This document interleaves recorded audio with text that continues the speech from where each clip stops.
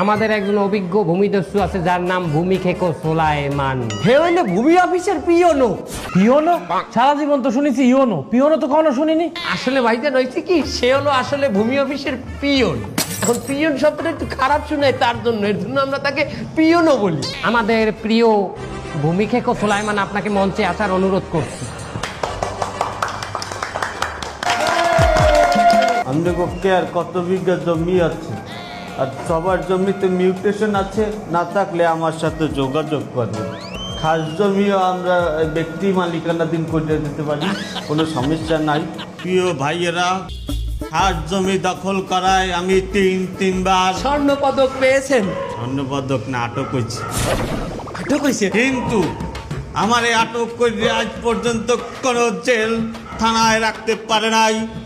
কারণ বিগত কয়েকদিন আগে আমার এই এক জেলে আটক করছিলে, আমি